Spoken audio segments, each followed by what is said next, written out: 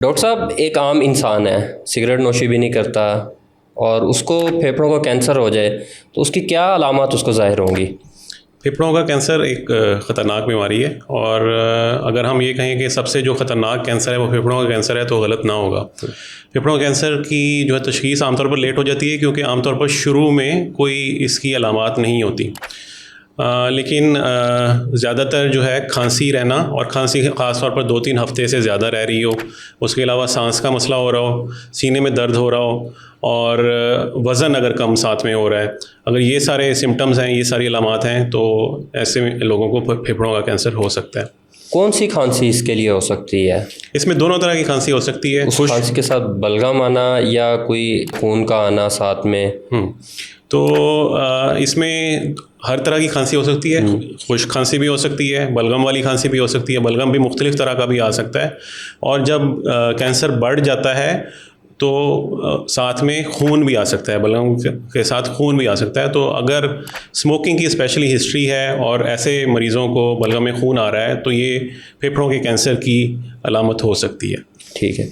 अब एक इंसान है, उसको खांसी शुरू हो गई है, 2-3 हफ्ते से खांसी रह रही है, तो उसको कब डॉक्टर के पास जाना चाहिए?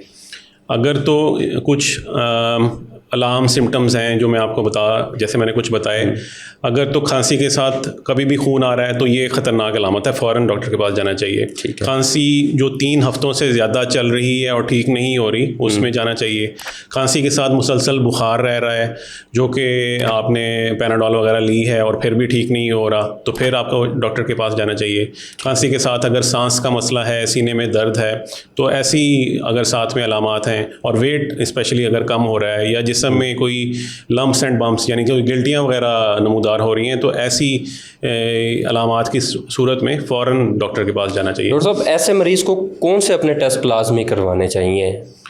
अगर फेफड़ों के कैंसर का शुबा हो और ये सारी अलामात जैसे मैंने बताई ये अलामात हों तो सबसे पहले आमतौर पर चेस्ट एक्सरे करवाया जाता है। तो एक्सरे की बेसिस पे, एक्सरे आप ये समझ लें एक स्क्रीनिंग टेस्ट है। अगर हमें उस पर शुबा हो कि इसमें कैंसर का प्रॉब्लम हो सकता है तो फिर उसकी फर्दर टेस्ट आमतौर पर सीटी स्कैन करवाया जाता है, जिसमें ज़्यादा क्लियर पता लग जाता है कि खुदा न खास्ता कैंसर का प्रॉब्लम तो नहीं है। और अगर फिर कैंसर की सस्पिशन हो या शुबा हो तो फिर आमतौर पर बायोप्सी करके कैंसर की टाइप का पता लगाया जाता है और कैंसर को कंफर्म किया जाता है। ठीक है। डॉक्टर साहब, एक बहुत ज़्यादा मिथ है कि लोहा लगने से कैंसर फैलता है। अगर किसी को कैंसर हो चुका है फेफड़ों का, तो क्या उसको बायोप्सी नहीं करवानी चाहिए या ये ज़रूरी है करवाना बायोप्सी?